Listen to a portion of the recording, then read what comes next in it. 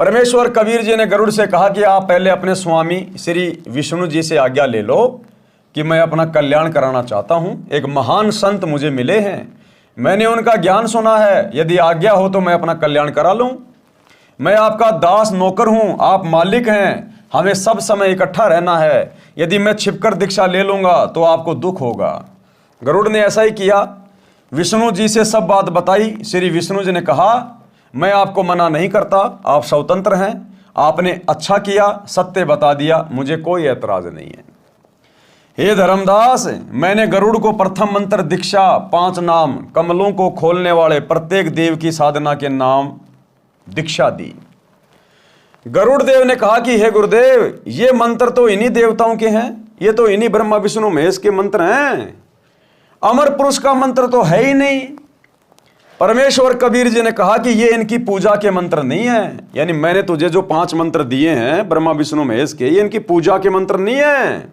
ये इन देवताओं को अपने अनुकूल करके इनके जाल से छूटने की चाबी है, इनके वशीकरण मंत्र हैं ये देवता हमें यहाँ की भौतिक सुख सुविधा प्रदान करते रहेंगे यदि हम इनके नाम का जाप करते रहेंगे, तो इनकी साधना करते रहेंगे। तो जैसे मजदूर अगर मजदूरी करता रहेगा, फैक्ट्री में काम करेगा, तो मालिक मजदूरी देता रहेगा। हम उस मालिक की पूजा नहीं कर रहे, हम तो मेहनत कर रहे हैं और मेहनत के बदले हमें वो पैसा दे रहा है।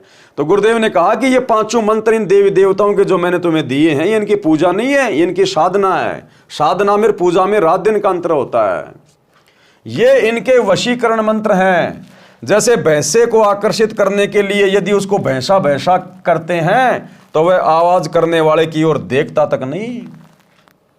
जैसे कुत्ते को कुत्ता कुत्ता कहेंगे वो नहीं देखेगा, भैंसे को भैंसा भैंसा कहेंगे वो नहीं देखेगा। अगर उनसे लाभ लेना है, उनको वश में करना है, आकर्षित करना है, तो उनका एक मूल मंत्र है, बीज मंत्र है। भैंसे को धीरे से कह दो, उर्र, तुरंत कान खड़े करके देखेगा कौन पुकारा मुझे, क्योंकि उस शब्द से वो आकर्षित होता है, वो उसका बीज मंत्र है। कुत्ते को कुत्ता कुत्ता कहो, कोई असर नहीं पड़ेगा। धीरे से बोल दो, त्योल त्योल, तुरंत आपकी तरफ आकर्षित हो जाएगा, पूंछ हिलाने लग जाएगा, क्योंकि वो मजबूर है उस मंत्र के वशीभूत होकर आपके निकट आने के लिए। तो गुरुदेव ने कहा कि वैसे तुम जय गणेश देवा, जय दुर्गा, ओम नमः विष्णु देवाय नमः, ओम नमो विष्णु देवाय नमः, तुम कितना ही करते रहो, ये तो खाली इनके शरीर के नाम है, इनकी पहचान है, इनके मूल मंत्र अलग हैं जो मैंने तुम्हें दे दिए 5 मंत्र के रूप में। जब तुम इनका जाप करोगे तो ये तुरंत आकर्षित होंगे, लाभ देने के लिए मजबूर हो जाएंगे, ये तुम्हारी सुरक्षा करने के लिए। तो वो 5 मंत्र जो गरुड़ जी को दिए, वही 5 मंत्र तो आप और हम भगत भाई बहनों को गुरुदेव दीक्षा में दे रहे हैं। हमें तो वरन उससे 2 मंत्र और ज्यादा दे रहे हैं गुरुदेव, हमें तो 7 मंत्र दे रहे हैं। गरुड़ को तो केवल 5 ही मंत्र दिए थे, क्योंकि उस योनि में मोक्ष नहीं हो सकता। मोक्ष के लिए तो धरती पर मनुष्य शरीर स्त्री या पुरुष का प्राप्त करना पड़ेगा। तो केवल गरुड़ के अंदर भक्ति का बीज डालने के लिए, उसकी उस योनि को छुड़वाकर उसको मनुष्य योनि देने के लिए और आगे की पूरी भक्ति देने के लिए परमात्मा ने उसको शरण में लिया था। तो क्या कहा गुरुदेव ने, जैसे भैंसे को आकर्षित करने के लिए यदि उसको भैंसा भैंसा कहते हैं तो वह आवाज करने वाले की ओर देखता तक नहीं। जब उसका वशीकरण नाम पुकारा जाता है, हुर्र, तो वह तुरंत प्रभाव से सक्रिय हो जाता है, आवाज करने वाले की ओर दौड़ा आता है। आवाज करने वाला व्यक्ति उससे अपनी भैंस को गर्भ धारण करवाता है। इसी प्रकार आप यदि श्री विष्णु जी के अन्य किसी नाम का जाप करते रहे, वे ध्यान नहीं देंगे। जैसे लोगों ने किताबें बना रखी है, विष्णु सहस्त्रनामा, विष्णु के 1000 नाम, लोग रटते रहते हैं उसके 1000 नाम, कुछ नहीं होगा। 0/0, समय खराब, श्वासें खराब, व्यर्थ में थूक बिलो रहे हो। वैसे को वैसा वैसा करते रहो, झोटा झोटा करते रहो, मोटा मोटा करते रहो, काला काला करते रहो, नहीं देखेगा। उसका वशीकरण मंत्र जाप करो, धीरे से तुरंत कान खड़े करेगा।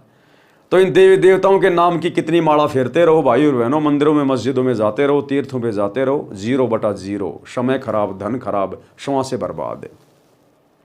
अगर वास्तव में लाभ चाहते हो इन देवी देवताओं से जो ये दे सकते हैं अपने स्तर का, तो भी आपने अधिकारी गुरु से इनके मंत्र लेने पड़ेंगे। और अधिकारी गुरु वर्तमान में धरती पर एकमात्र सतगुरु रामपाल जी हैं, इनके अलावा कोई दीक्षा देने का अधिकारी नहीं है। इसी प्रकार आप यदि श्री विष्णु जी के अन्य किसी नाम का जाप करते रहें, वे ध्यान नहीं देंगे। जब आप इस मंत्र का जाप करोगे तो विष्णु देव जी तुरंत प्रभावित होकर साधक की सहायता करते हैं। वे देवता तीनों लोकों पृथ्वी, स्वर्ग तथा पाताल के प्रधान देवता हैं। ये केवल संस्कार कर्म लिखा ही दे सकते हैं। ब्रह्मा विष्णु महेश अपनी तरफ से ना किसी का अच्छा कर सकते, ना किसी का बुरा कर सकते। ये तो बेचारे नौकर हैं, ये तो काल के अधीन होकर अपना कार्य कर रहे हैं। देवी पुराण में 3रे स्कंद में खुद श्री विष्णु जी स्वीकार कर रहे हैं कि हमें तो हर प्रकार से देवी के अधीन होकर कार्य करना पड़ता है। तो ये किसी का कुछ नहीं कर सकते, ना भला ना बुरा। इनको ऊपर से जो आदेश आता है ये केवल उतना ही कर सकते हैं। जैसे मैनेजर अपनी जेब से किसी को तनख्वाह नहीं दे सकता, ना किसी की तनख्वाह को काट सकता। मालिक ने ऊपर से जितनी तनख्वाह बना के दे दी मजदूरों की, उसका काम केवल बांटने का है।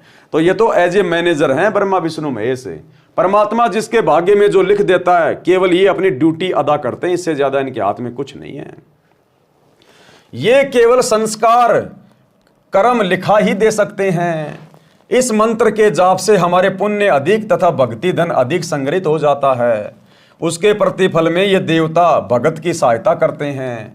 इस प्रकार इनकी साधना तथा पूजा का अंतर समझना है।